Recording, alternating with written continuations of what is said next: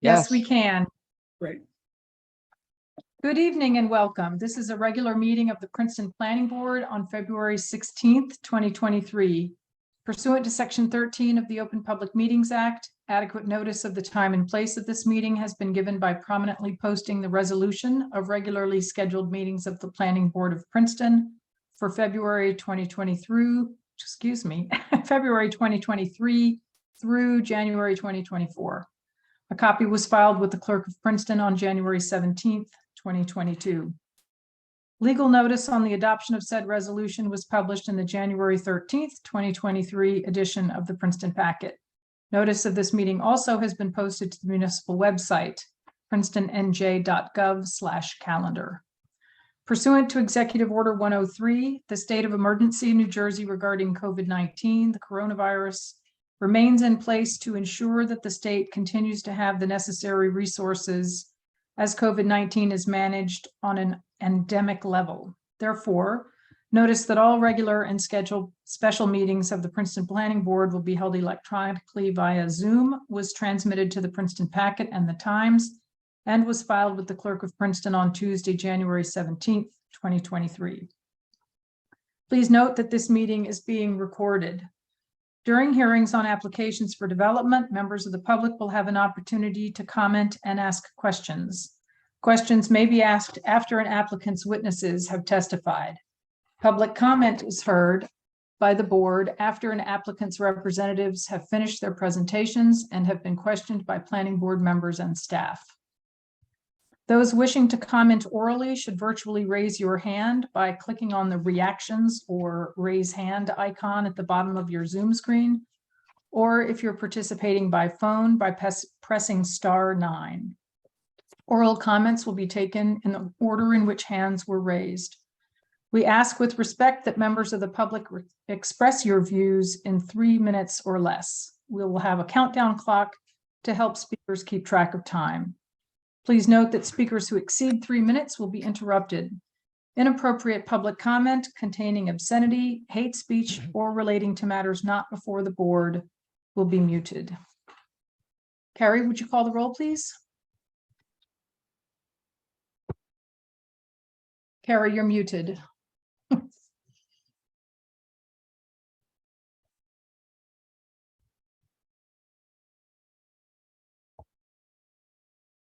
So waiting for a roll call from Carrie. Carrie, your microphone is muted.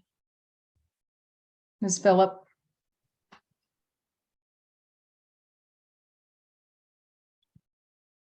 Well, nobody else is frozen on my screen, so I assume this is not my imagination. No. We're having technical difficulties tonight. I could jump in for the roll call, Madam Chair. Thank you so much, Mr. Lesko. Please go ahead. Mr. Cohen, Here. Ms. Capizzoli,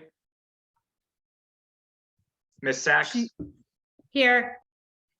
Mr. O'Donnell, Here. Mr. Tekcharny, Here. Mr. McGowan, Here. Mr. Chow, Mr. Taylor, Mr. Boddingheimer, Mr. Quinn, Here. and Ms. Wilson. Here. You have a quorum, Madam Chair. Thank you. Thank you, Jess. Are you back with us, Ms. Phillip? I hope so. I'm sorry. No problem. Okay, announcements. Do we have announcements from board members or staff? Mr. Cohen? Yeah, I have a subcommittee report for the site plan subcommittee. We met yesterday. Can And we, let me just get through announcements first because subcommittees are next on the agenda. okay. Maybe there are no, Mr. Tekczarny? I just wanted to announce that I watched I didn't attend the original hearing of the Hobson College application, and I watched the YouTube video, and I'm certified to vote. I signed the paper that Carrie Great. provided. Yes, and Carrie Phillip let us know that too. So thank you for taking the time to do that. Mr. Lesko? Yes, I have our usual announcement about the master plan. There's still a lot of work going on behind the scenes. The consultant, Clark Kane Hints, will be meeting with staff over the next 2 to 3 weeks to get some technical feedback on what we've heard so far, and as they begin to formulate ideas. We are also pivoting to having subcommittees of the board as we start to get into individual elements. So the overall steering Subcommittees committee of the steering committee. of the steering committee, excuse me. So the overall meeting of the steering committee for February that we've had on the last Wednesday will not happen as we begin to do that. We're just nailing down a few more dates, and I'll send out a schedule with all of this up to adoption of the master plan. Great. Thank you. Other announcements? If not, we'll go straight to committee reports. David, I'm sorry to have interrupted you. No Please go problem. ahead. I'm sorry, I wasn't looking at the agenda. That's okay. So the site plan subcommittee met yesterday. We considered 3 applications. One was some modifications to Prospect House, mostly handicapped accessibility improvements, and also a walk-in refrigerator that was being added to the outside of the building. The committee found that the application did qualify as a minor. There are no variances, so we're recommending it to you, Madam Chair, for approval. The second application was a minor site plan or an application from All Saints Church for some minor modifications to the exterior of the building. It is a conditional use, so it is something that has to be heard by the board, but the subcommittee did agree that it was a minor site plan. So that's actually on the agenda for this evening. And the third was a relocation of Tiger Labs from their current location on Nassau Street to 300 Witherspoon, which is the former Packet building. Very minor exterior work, only to add an emergency egress stair, which was required given the nature of the interior work. And once again, the subcommittee did find that to be consistent with the definition of a minor site plan. And because there were no variances, again, recommended it to you, Madam Chair, for approval. And before, my understanding is that before that recommendation is conveyed to me, there is a notification timeframe in between, a public notice. I believe it's 10 days. Yeah. Mhm. Yeah, okay. Yes, the applicant will notice both in the newspaper and to adjacent properties within 200 feet. And they have a chance to object within 10 days of that notice. Okay. And in the case of something that's very much in the interior of the university, does the 200 feet extend from the edge of the university properties or from the Prospect House?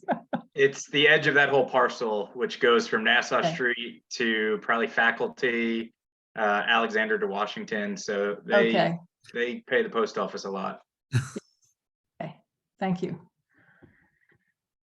Any Has his other, hand raised.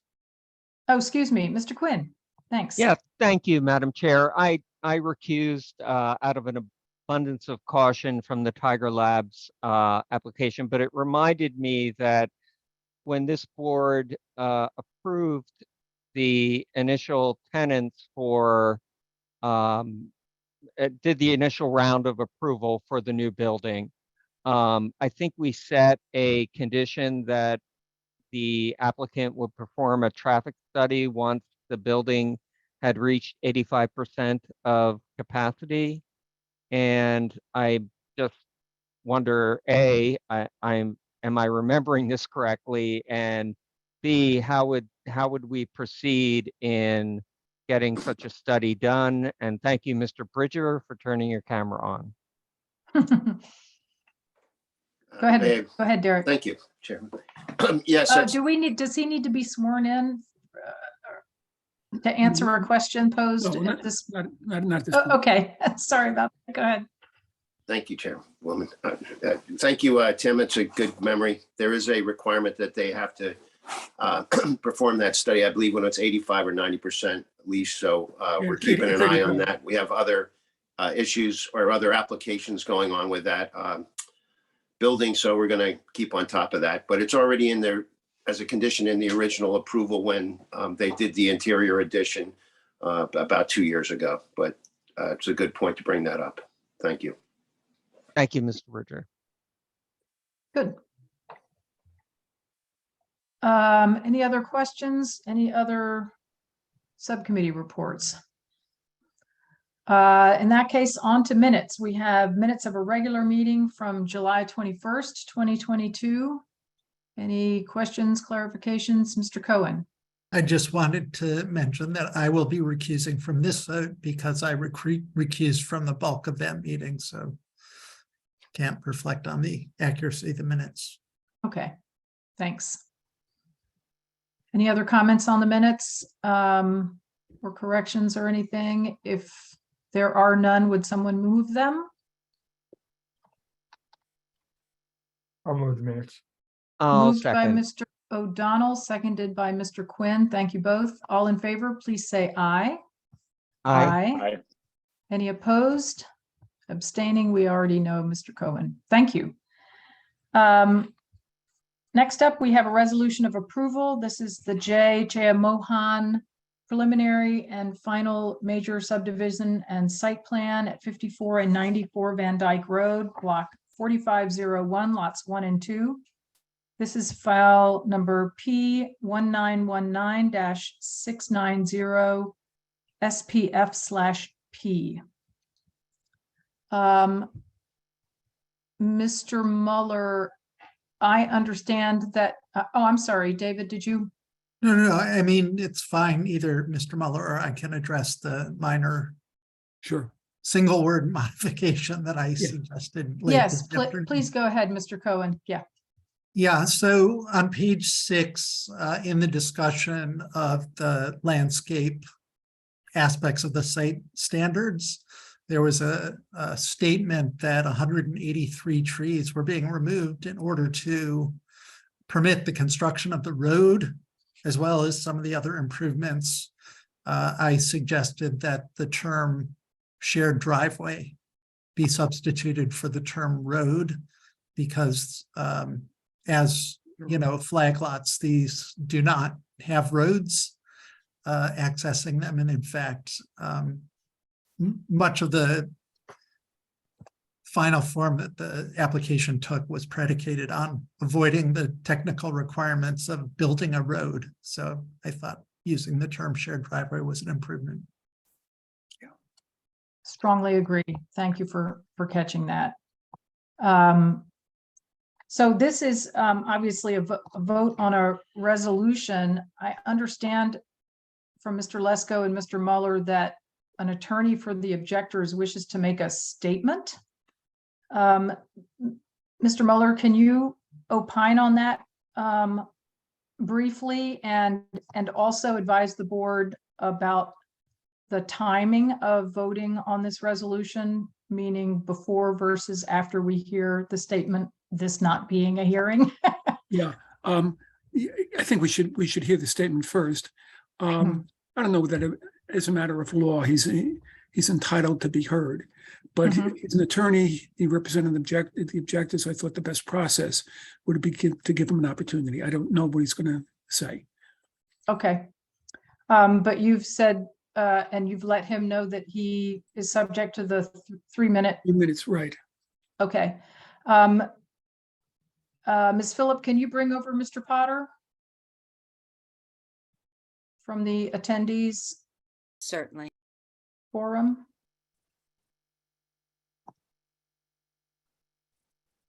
He's been brought over, Madam Chair.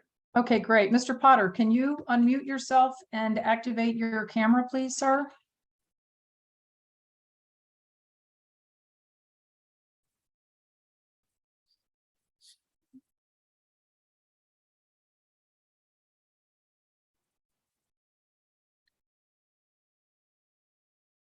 Mr. Potter, we're not able to hear you or see you right now. Can you activate your camera and unmute yourself, please? And Carrie, can you just double check that there's nothing host-wise that's preventing him from doing either of those things? I did instruct Mr. Potter to raise his hand once we entered the discussion for the findings. He may be away from his computer is all I think. Ah. There should be no other reason. Oh, there he Oh, is. there I am. There he is. I'm raising Hi, my Mr. hand. Potter. Now I can see that. All right. Well, thank you very much for the opportunity to address the planning board about the resolution of memorialization. I think the main message I have for you is that on behalf of the Meadowbrook group of property owners, particularly Jeff Orleans and Don Day and so forth, and we presented extensive testimony and extensive reports from John Thanet Associates, who is just one of the best planners in the state of New Jersey. And a number of his recommendations have been incorporated into the ROM.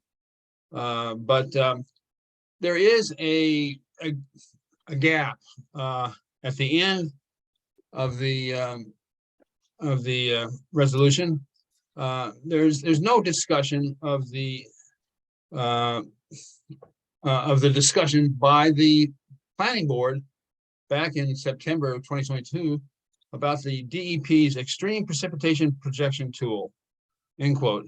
In other words, we have to plan for the facts of global warming and extreme precipitation increasing.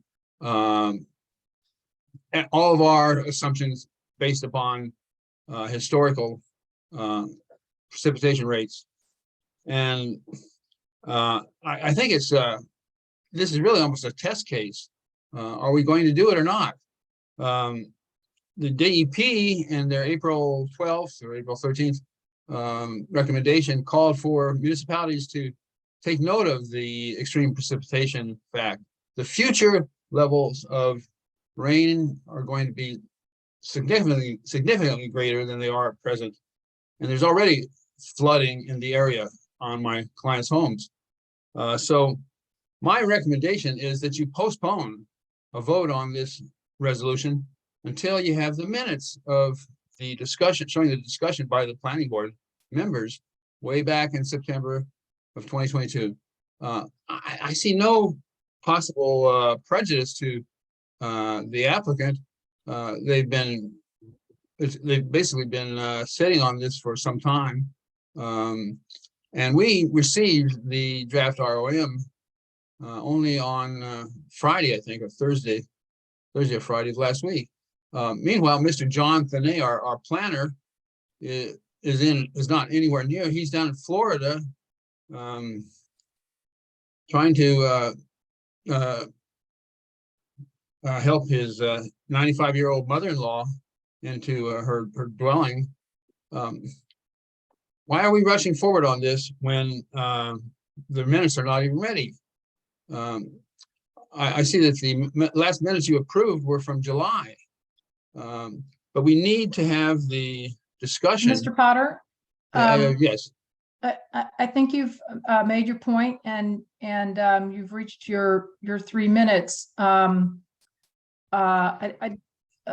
3 board minutes of did have a fame? thorough discussion at the time, and this is not a hearing nor a time to revisit the arguments and dialogue that were had at that meeting. And so I'm would like to hear from board members if anyone feels that we should table or otherwise postpone this. Mr. Cohen? Yeah, I was just going to comment that I believe the 2 new homes will be subject to stormwater review at such time in the future as they're built. And if those new rules are adopted, in the interim, they will be subject to the new rules. But as of right now, the rules have not been adopted, and I don't think we can require anything in this memorandum requiring compliance with those proposed rules. That's my understanding as well. Mr. Mueller? Well, and that was not a term of the approval. I mean, it was not a condition. And you hit the nail on the head, Madam Chair, when you said this is not a hearing. The hearing's finished. The board thoroughly discussed a whole range of issues, went through the conditions, and I think the only basis for changing the resolution would be if it doesn't accurately reflect what the board decided. And I don't see anything that suggests that. Well, that's Mr. exactly the O'Donnell? point. Thanks, Mr. Mueller. Mr. Potter, Yes. you've had your you've had your say. So, Mr. O'Donnell? Yes, and my recollection is that the stormwater consultant for the municipality, Mr. Scoopian, said that the application meets the ordinance as it currently stands, and that as Mr. Cohen pointed, the New Jersey DEP standards have not yet been put into effect. And I would just add that the ordinance, Princeton's ordinance, does go above and beyond what is required by the state. We have a sort of a belt and suspenders approach to stormwater requirements in this town, and every time we're in a position to strengthen them, historically we have. Other comments from board members? And is someone interested in making a motion? Mr. Cohen? I have just a question. Oh, I'm sorry, Mr. Texarney, excuse me. I Sorry, didn't- I kind of interrupted you. I wasn't at that hearing, so should I recuse myself? I guess I should probably recuse myself. Yes, if you weren't there, I think you're automatically excluded from the list of people qualified to vote at the end of the Right. resolution. That's what I meant. Right, Yeah. correct. Okay. Yeah. All right, thanks. Yeah, so I will move the resolution as modified, as I described at the beginning of the discussion today. Okay. Is there a second? I'll second. Given the statement tonight and the conversation we've had, I think I would rather do a roll call vote than a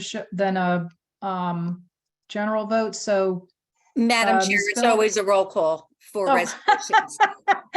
Thank you. Okay, Please call the roll. thank you. Mr. Cohen, Yes. Mr. McGowan, Yes. Mr. O'Donnell, Yes. Mr. Quinn, Yes. Ms. Sachs. Yes. That's not here. Mrs. Wilson, Yes, motion carried. thank you. Next on the agenda, we have applications and hearings. I understand a couple will be carried, but I'm going to introduce them anyway in case we need to take action to carry them. The first is Palmer Square Management, Griggs Corner. This is an extension request, 1 year for 54, 60, and 65 Witherspoon Street, block 20.04, lots 54 and 55. File number P2319-806P. Carrie Phillip or Justin Lesko, can you let us know about this carrying forward and the extension requested, et cetera?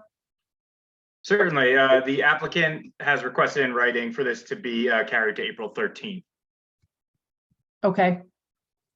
So do we need to take action in order for that to happen? Do we need a motion, et cetera, to do that, or just a? No, there is no timeline in the MLUL that we must take action. Okay, But they must request this by a certain time, so. okay. And Carrie, good. there's room on the April 13th agenda for Palmer Square Management? Yes, there is. Okay, good. Make it so. Channeling Jean-Luc Picard. The next is All Saints Church, minor site plan with conditional use. This is at 16 All Saints Road, block 4401, lot 3.01. File number P 2222-292P/CO. Mr. Lesko? Yes, thank you, Madam Chair. For this one, while staff was reviewing it, we found that more information was needed regarding the conditional use or uses at the site. So this one will be postponed for now. The applicant will have to provide more information, and then they will have to renotice. Okay, So we don't have a date for this one. okay.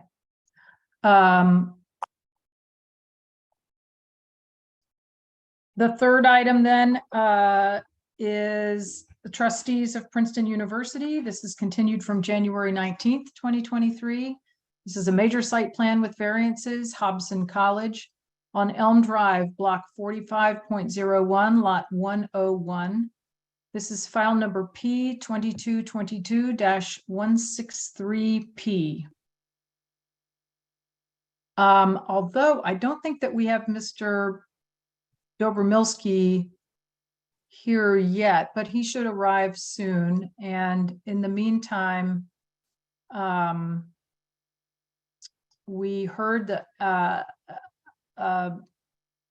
and saw a presentation from the applicant on the 19th, and heard also from Mr. Dobromilski on that day. So I guess picking up from there, Mr. Muller, is there anything you want to say before I turn to Mr. DeGrazia? No, yeah, I think the university was in the middle of its presentation and they could continue. Well, they had And- just and the finished board- their and the board- 62 slides or they whatever finish it it? was, right over the wire. Record time. But I should note for the record that the board has continuing jurisdiction on this, having taken jurisdiction originally and announced the date to which it would be carried, which is Yes. today. Great. Okay, thank you. Mr. DeGrazia. Thank you, Madam Chair.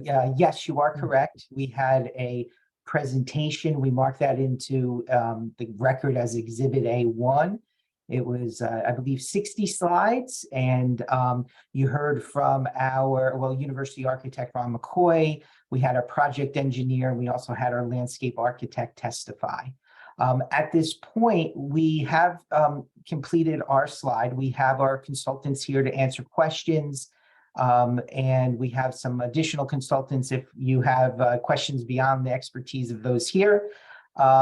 We also marked into evidence as Exhibit A2, a response letter or report to all of the staff reports that were issued on this matter. That was marked at the last hearing, and it's been on the municipal website as well as our presentation since before that date. So it's really, the ball's in your court at this point. Okay, well, I remember one thing that came up in a couple of memos was the question of the massing of buildings, and you did address that to an extent in your presentation. But if you could talk a little bit more about it, as well as the experience and the architectural vernacular, the kinds of things that you were talking about around slide 46 ish in your presentation. I'm sure that there will be a number of other questions raised, but this one was a sort of general one that people had that was raised more than once, as I said. Absolutely. So I'll turn to Ron McCoy. Mr. McCoy, you've already been sworn in and you remain under oath. So you've heard the question, if you could respond. Sure, certainly. So thank you, Madam Chair. I think that your question has two parts. One of them is objective, which is literally the heights of things adjacent to other things. And the other one is a bit more maybe subjective, because it does have to do with interpretations and architectural expressions. On the objective side, I think what we demonstrated in those slides was that the building is sort of similar in heights. It's everything from 1 level to five levels tall, where it meets existing buildings that are 2 or 3 levels tall on the south. The buildings are 1 to 3 levels. Where it meets buildings on the east, which are taller, the building is 5 levels, but it's shorter than the buildings on the east. At the northeast corner of the site, it meets Feinberg Hall, which is taller, so it's lower than that setting. And on the northwest site, it meets Walker Hall, and it's below the cornice line, below the roof eave, the roof peak of Walker. So objectively, it fits right in the context of the campus. I would say, however, that the campus has a great variety of heights and massing, and that's one of the picturesque qualities of the campus. On the question of the architectural vocabulary, it is a contemporary building. The campus has 29 different architectural styles, so there are a variety of styles. But what we tried to show is that the building was sensitive to the historic fabric of the campus. So we want buildings that belong on the Princeton campus, specifically designed for the Princeton campus, not the types of buildings that could be placed anywhere. And so what we tried to show was that there's a vocabulary of materials, there's a strategy of tone-on-tone materials, there's a tradition of a kind of earth toned masonry, either argillite stone or brick. There are certain strategies of composition, conditions of verticality, conditions of weight and mass. So the design is attentive to all of those, and it renders all of those in a contemporary expression, the way most of our buildings have done since the 1940s.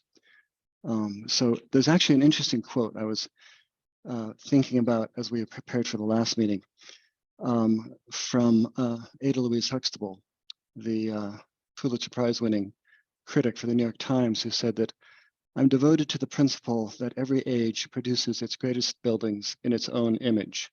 Ultimately, it's the addition and absorption of this continuous record of changing art, technology, ideas that makes cities and the unique repositories of the whole range of human endeavor. So I would say that that's a kind of principle that we abide by, with an overlay of campus making, that the Princeton University is a single institution that differently than a city. It evolves continuously over time, and every building has to respond to the context of the campus, and every building sets the context of the campus of the future. So we're really committed to trying to integrate buildings and absorbing buildings of our own era into the fabric of the campus. Thank you. Mr. Cohen? Yeah, I just wanted to comment that I thought the university really did a nice job of responding to comments that they had received at the concept review stage, which were along the lines that the buildings had a sort of a corporate character to them. And I felt like the redesign really brought the buildings into the collegiate vocabulary very successfully, while, as Mr. McCoy says, keeping a contemporary expression of that collegiate aesthetic. So I just wanted to support the changes that were made, and I think they were responsive to the staff comments in that regard. Thank you. If I can, Mr. Cohen, I appreciate that. And I would point out that on page 47, I think one of the most successful changes we made since that concept design was to really look at materials. And the brick we found, which has that kind of very variegated quality and irregular quality that I think works with the traditional argillite stone of the campus, is really significant because it takes it out of that kind of generic brick into a brick fabric that's particular to the campus. I agree. And I think this was the presentation also that I was really appreciated the mock-ups of the Mhm. actual materials that were presented, as opposed to a rendering, which Mhm. can be Yeah. convincing, but not end up being an accurate reflection of what actually gets built. So it's really appreciated that you had the mock-ups with the varied materials done so that we can see what that would look like. Mhm. Other questions for the university or any of its professionals? I have a few sort of granular things. It struck me that, well, I'm curious as to why the head of college townhouse has a 2-car garage attached to it. I just thought that was a little oddball for, and so could you speak to that? Why? That's a very good question. I think it goes to the trying to provide for the sort of family life of the head of college. They do have children often, and we recruit, across the whole faculty. And we want to make the head of college experience and the head of college house as compelling an option as possible. And so if we were to exclude parking, that could exclude a whole host of candidates from the head of college candidacy. So it is it's a concession to, trying to accommodate faculty with families in a setting that otherwise they'd have to park far away, and running errands and groceries and things like that. Getting kids in and out of the cars becomes a bit more of an ordeal, and would make it difficult to recruit the kinds of faculty that we want to sit there. Nevertheless, we also we're very attentive to trying to minimize the impact of a 2-car garage on the campus, and we tucked it away, I think, inconspicuously, and we feel it's a sort of well-designed amenity while not being something that impacts the experience of the campus. Do you happen to have charging stations in there for vehicles as well as for bikes and scooters? We have it is electric ready for charging stations if the heads of college needs it. So it's prepared for that. We don't, and then bikes and scooters are just plugged into the wall, so that's obviously always available. So I don't know I know just enough about this to be dangerous, but I have, seen in the news, as have many people, that sometimes bikes and scooters charging in apartments are causing fires. And I'm wondering whether you have, designated places for charging bikes or scooters, or whether students with those electric personal vehicles, or whatever they're called, how do you accommodate them safely? I'm going to call on Charlie Tennyson, our Director of Transportation Parking Services, who's going to answer that far better than I could. I don't believe Charlie was sworn in. Right. So we'll have to have him sworn in. Yep, if you could raise your right hand. Do you swear or affirm that testimony about to give will be the truth? I do. So sworn or affirm. Please state your full name and spell your last name. It's Charles Tennyson. I go by Charlie. Last name is Tennyson. Thank you. Thank you. Do we need to qualify Mr. Tennyson? I don't think Christopher, I don't think he's testifying as an expert, is he? Correct. Oh, He's okay. Or he does testifying not have to as, be qualified. I believe his title is University's Director of Transportation, or something close to that, Charlie. Transportation and Parking Services. Thanks, Chris. Okay, all right.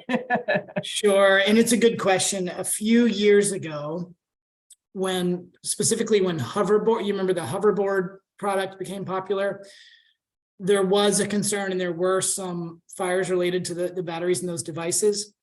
Since then, all of the popular scooter and e-bike brands have corrected those issues. We work really closely with our environmental health and safety organization to understand any possible recall or threat to those devices, and that we don't permit ones that aren't verified to be safe on campus. So people tend to plug them in, Louise, in their rooms or other places on campus, and generally that's a safe practice. But we also have really extensive fire safety checks by our housing department and other officials on campus. So we keep a pretty good eye on what's being plugged in, and we only permit devices on campus that don't present a safety threat. Okay, and you trust the students that may be plugging a scooter in their room to know the list of things that are allowed and not allowed, or? We require the students to register those devices with our office. Mm-hmm. Yeah. And so Okay. we continue to kind of enhance that process and make sure that we understand what devices are being brought into campus and into buildings. Okay. Thanks. It Thanks is a for- common issue for universities, so we address it sort of with our peers, but yeah. Good. Okay. Thank you. I had one other question, and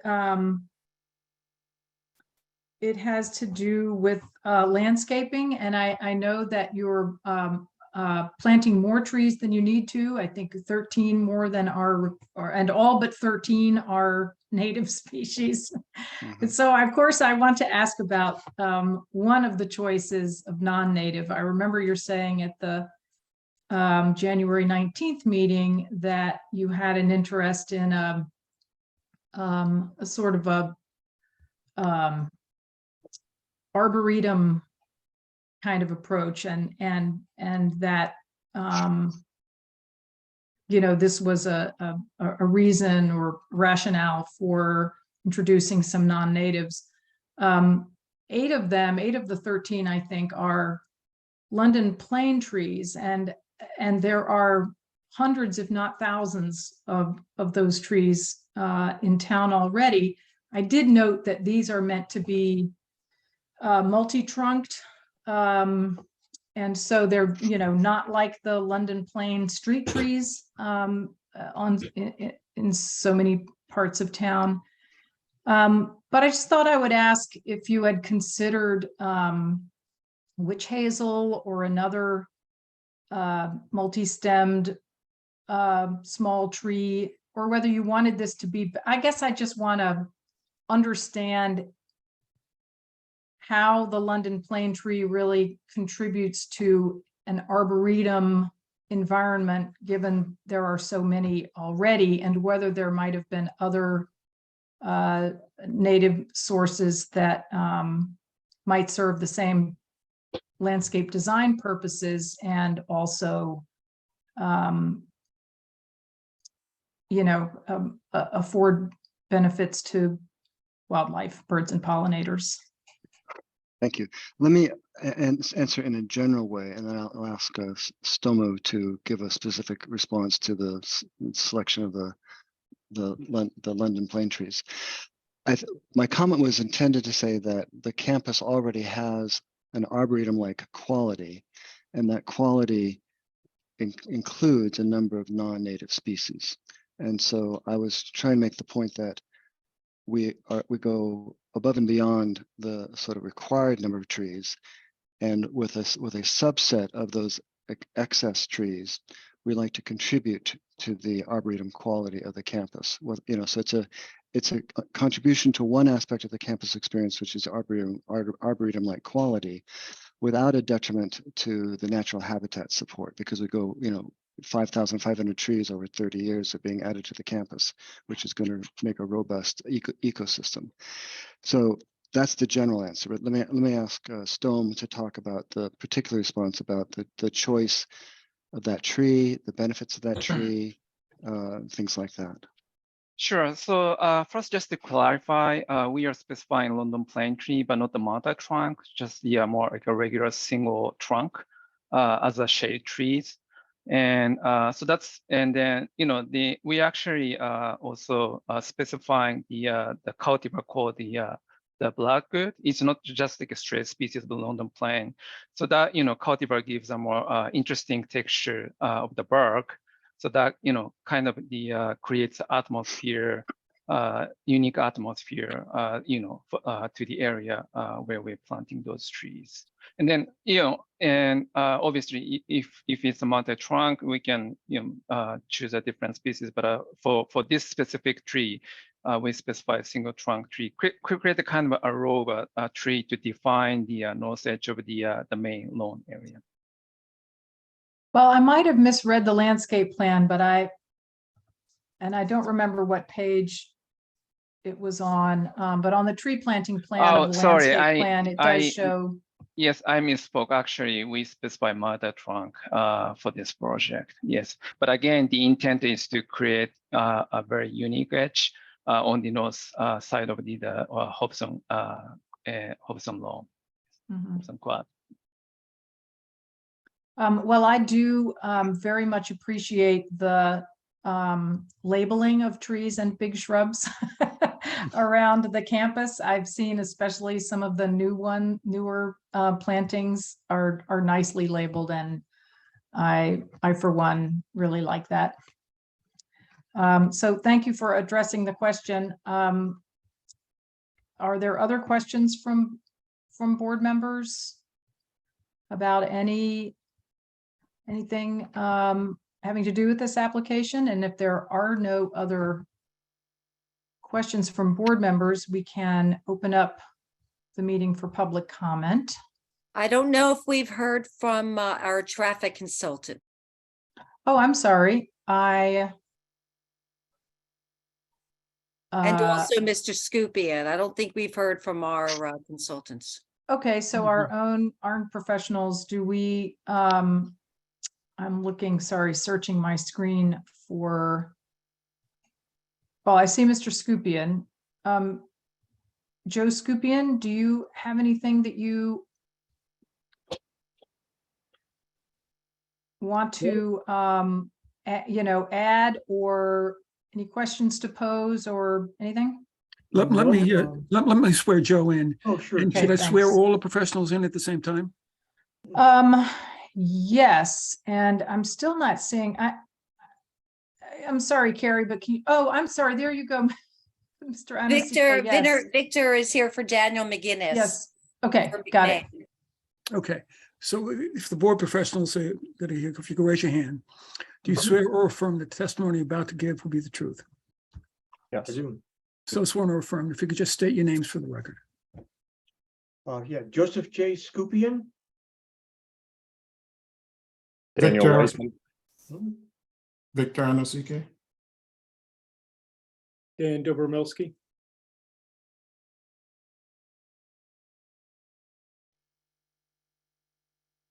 And Derek, I see Dan Weissman is here. Dan, I'm going to swear you in also. Do you swear or affirm that testimony you're about to give be the truth? I do. So sworn or affirmed. And Derek, Sure. swear. Yes. Okay, good. Thank you. Great. Okay, as far as stormwater goes, it meets all the ordinance requirements by not exceeding anything. The amount of the site drains in two different directions. A certain amount of the site goes in one direction, certain amount goes in the other, one down to one eventually winding up down to Washington. The drainage areas to those two directions stay the same. The amount of impervious stays the same. The flows stay the same. Totally different site, but they've done a very good job of matching existing conditions, which is always the best way to handle increases in runoff. Don't cause them. They've also, the amount of motor vehicle surface on the site will be less than existing, so there is no increase. So they're managing their water quality that way. Again, best way to do it is to reduce it rather than increase it and then try to treat it.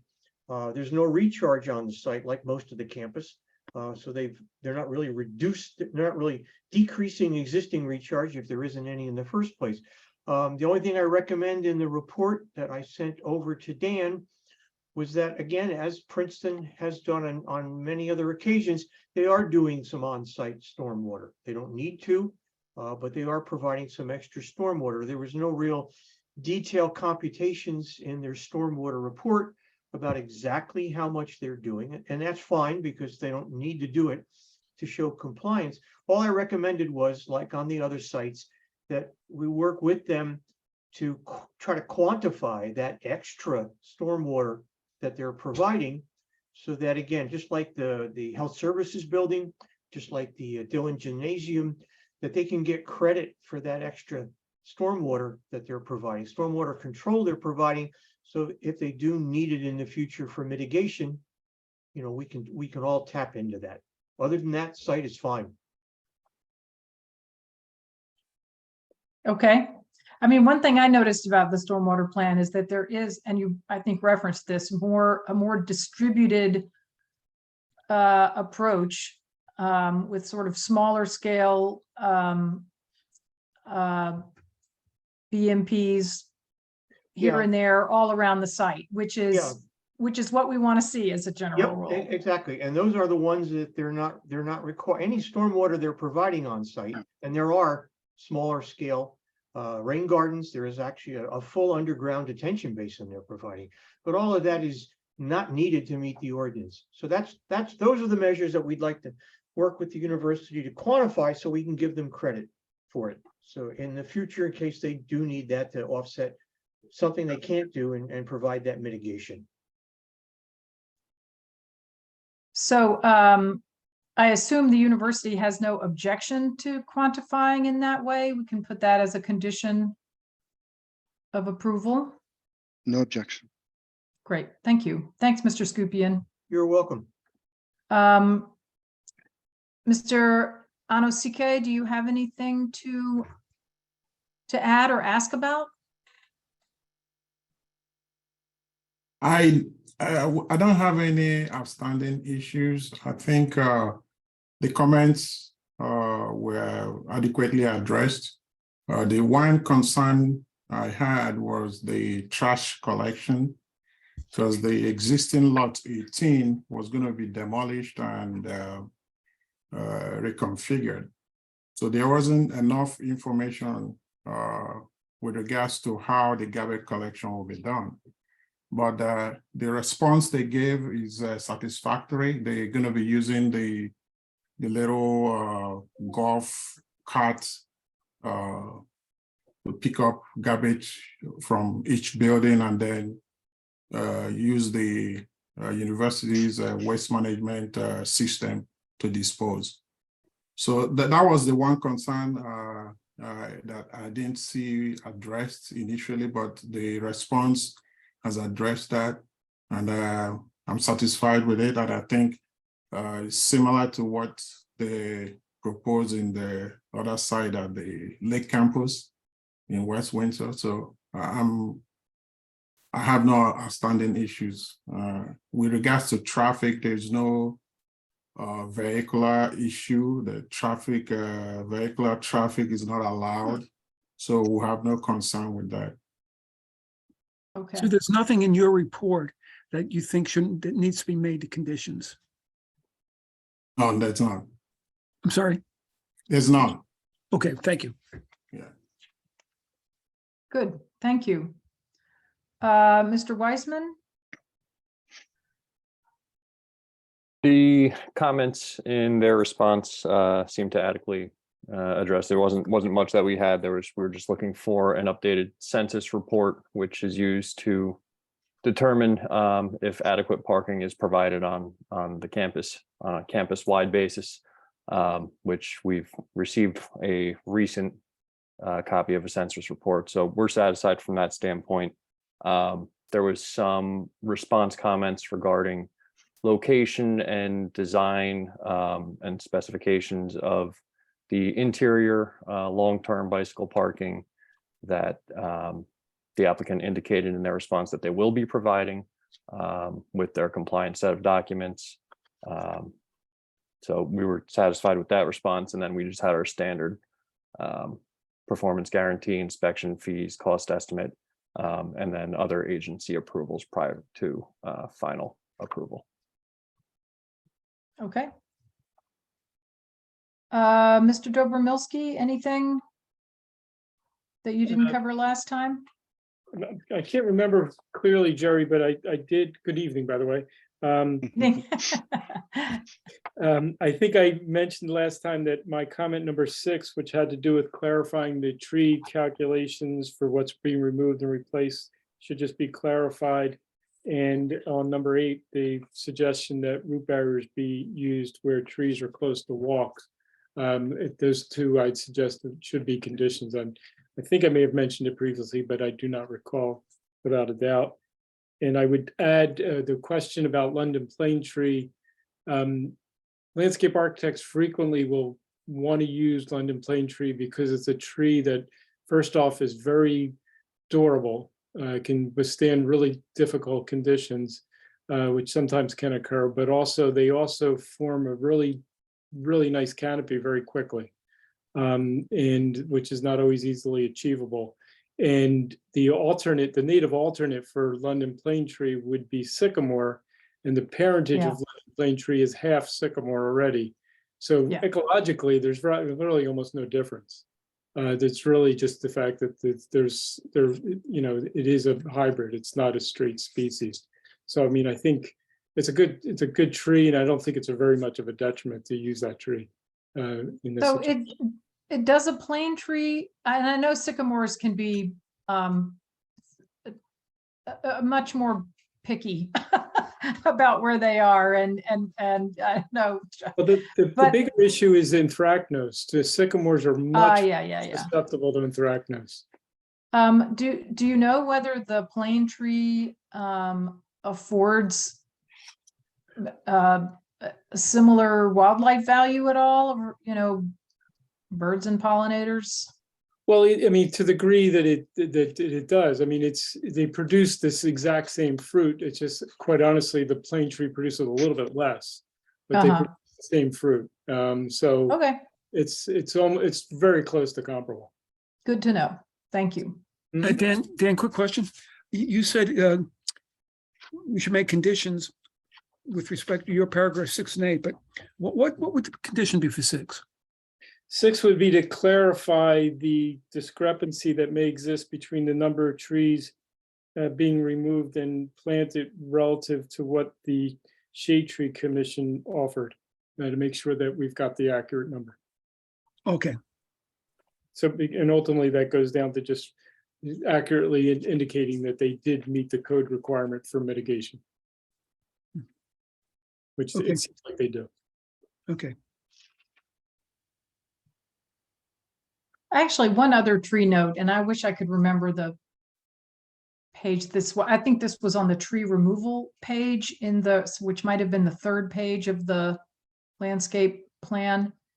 There's a large white oak, 39 or so inches in diameter, that you said that the plan says is going to be removed, and is salvaged the word that was used there? I didn't get the sense that there's one large tree, I think it's a Japanese maple, that's going to be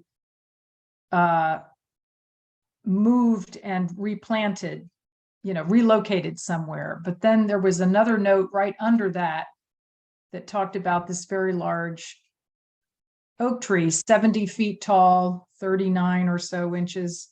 What's happening to that? Storm, can you take that question? Yes, so the intent is trying to reuse the material as like, for example, we can kind of recycle into a bench or something like that. We are trying to salvage and then use as a material. So reuse the wood, not try to relocate the tree at all. No, relocate it. Yes. Okay. Well, it'll be interesting to see what might get made with that. I think it is a good idea to try to reuse. Any other expert or professional testimony on behalf of the board that I haven't gotten to? I don't think so. I'm looking around my screen. And if there aren't, I'm not seeing any board members or staff hands up, so I will open the public hearing portion, public comment portion of the hearing. If you are an attendee, a member of the public, and would like to speak about this application or pose questions, please raise your hand.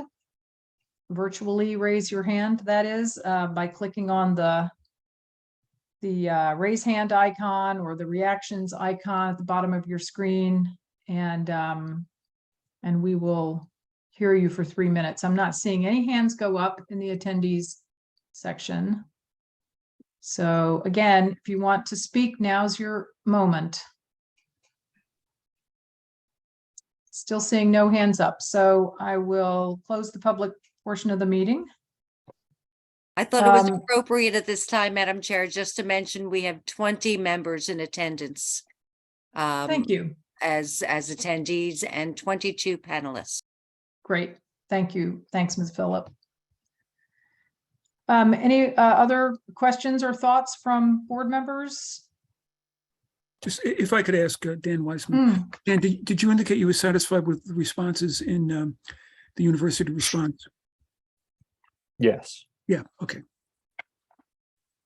And I take it what we want to do is, among other conditions, is make one of the conditions that the university has to comply with basically all the responses. I mean, some of them they said they would do, some they said they wouldn't do, but at least it were the ones that said they would do. And we should have a condition that says you have to comply with all those, because obviously most of our experts full said they're satisfied with the responses. Okay, good. So do you want to go through those, Mr. Mueller, or do you want a motion and second first and then go through them? Can I make just two comments? Yes, Mr. DeGroote, sure. Thank you, I appreciate it. Thanks for taking the time to go through this. Two things. I just want to clarify because the slide was accurate with the variances. It's fully conforming site, but we are requesting variances for the signs. And to be clear, because you only allow one sign, there's a total of 10 signs. One of them's conforming, so we need actually 9 variances to allow 10 signs. And then there was some confusion out of the number, and we initially looked at them incorrectly, but there are, the ordinance allows signs up to 16 square feet. 5 of them, we originally had mentioned 4, but if you look at the plan and the exhibit, there's 5 of them that are about 20 square feet, and the remaining 5 will meet the 16-foot or less. They're probably much less than that, but they'll be less than 16 square feet. So we'll have 5 around 20 square feet, which requires variances for the size, and then the remaining 5 will meet the 16 square foot requirement. And then the other thing I was going to mention, and we would like to request, as you know, we've had some work being done on site, and to avoid any stop, we would like the ability or permission to do some early start work, mostly with stormwater, utility lines and the like, at the discretion of the municipal engineer, which is how we typically request that condition. Okay. Thank you. Mm-hmm.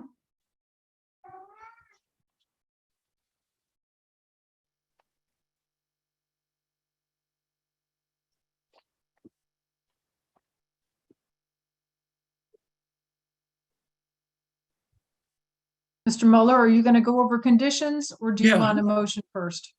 Why don't I go over the conditions, and then somebody could formulate a motion around that.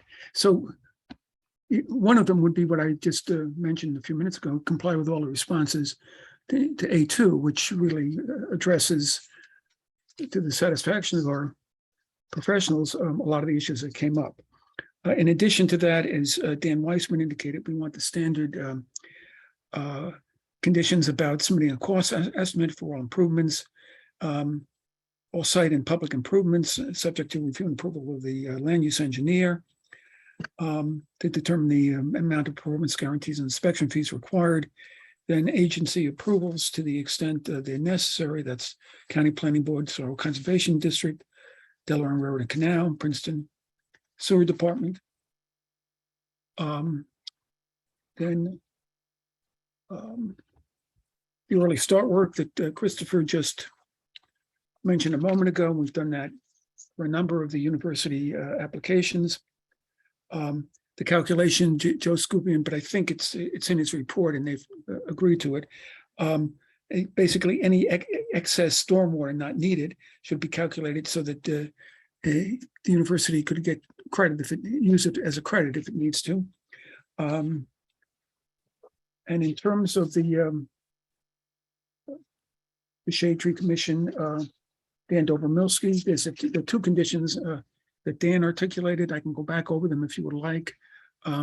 Is that necessary? Does the board think it's necessary? No. Just two? Dan just had two. Dan? is that Which right? he, Right, it's just to clarify the tree removal calculations relative to the code. Mhm. And to whether they would provide root barriers where walks and trees are closer than 6 feet to one another. yes, and I think they said they would, and those were included in their responses. Correct. Thank you. And then I take it in terms of the Shade Tree Commission report, we put that standard condition in it. Oh, okay, the tree protection zones, but I guess what you just articulated is the same thing, correct? Yeah, I think that's a standard condition. They may have addressed it, but yeah, that would be a standard condition that they have to meet the tree, get approval by the township engineer or arborist on the tree protection zones. Okay. That's different than the root. Yes.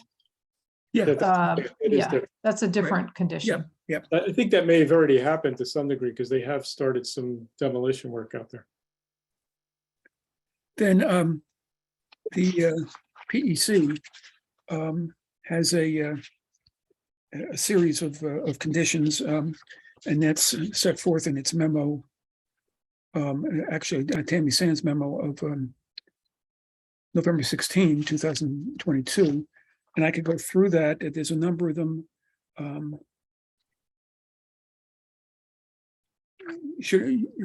Madam Chair, you want me to go through it in detail? I think the university is responding. Sorry, I had myself muted. Sorry. I think the university replied to those. That's what I was trying to pull up on my And- screen. Okay, and the board is comfortable with that? Just take a quick look.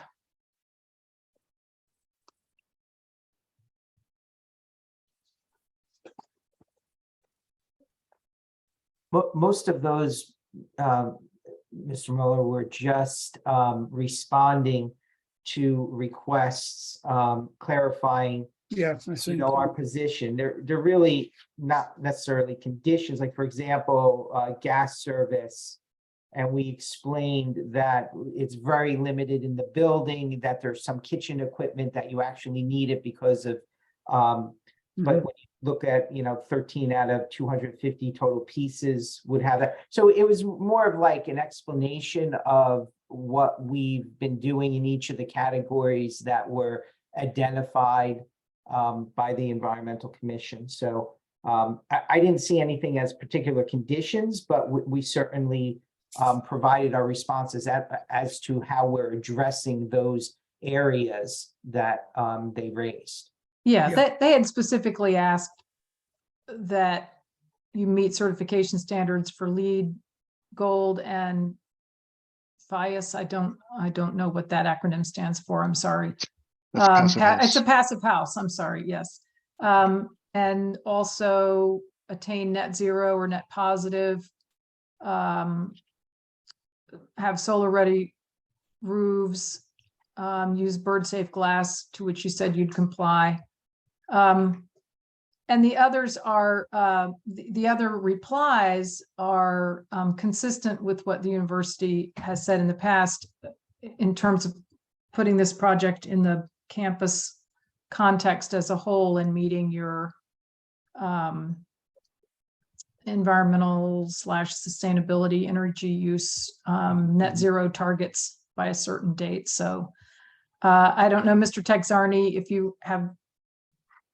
Yeah, I don't really You have wanna- anything to add. I mean, I think that the university did a good job at addressing PEC's concerns and responded adequately. So, yeah, I think it's fine to not go through each individual thing because I think they've already announced that they're going to be doing most of the stuff that we asked. So, Okay. Thank you.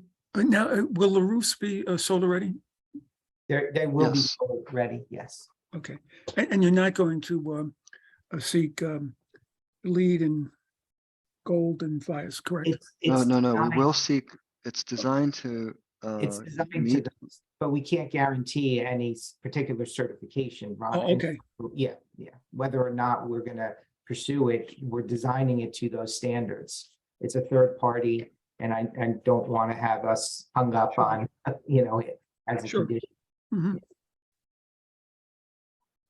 Okay, Thank you. and that's basically it for the conditions. Okay, So it's a preliminary and final major site plan approval. The 5 variances for the size of the signs, which are in excess of 16 feet. The 9 variances for the extra signs, only 1 is permitted. And that's pretty much it. I don't think, And 5 variances for the sign size. right, yeah. yeah, he did say that. Okay, I'm sorry, I only heard 9. All right. Okay. Better safe than sorry. Thank you. Okay. Would someone like to make a motion?